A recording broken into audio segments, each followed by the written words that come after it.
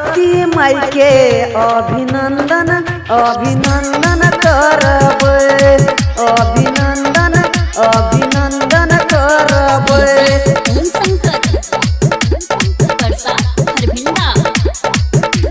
चुनरी ओढ़ा के माई के माथे चंदन करब चंदन करब।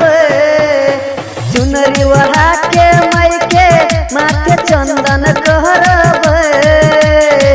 सरस्वती माई के अभिनंदन करब रे भाई बीड़ा वाली माई के अभिनंदन करब रे भाई सरस्वती माई के अभिनंदन करब अभिनंदन।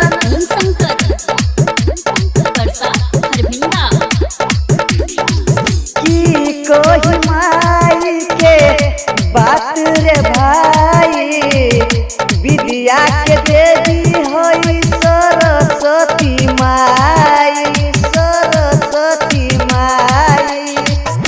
की कोई बात हम तोरा रे भाई विद्या के देवी होई सरस्वती माई।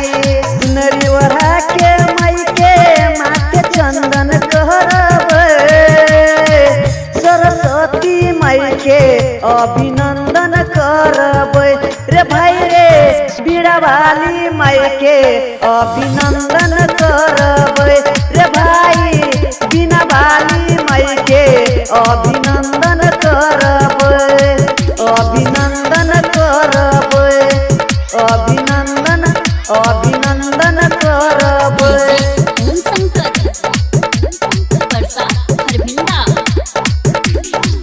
राइटर कौशलेंद्र माई के लिखै छै भजन आ गाबै छै चंदन माई के भजन माई के भजन। राइटर कौशलेंद्र माई के लिखै छै भजन आ गाबै छै चंदन माई के भजन।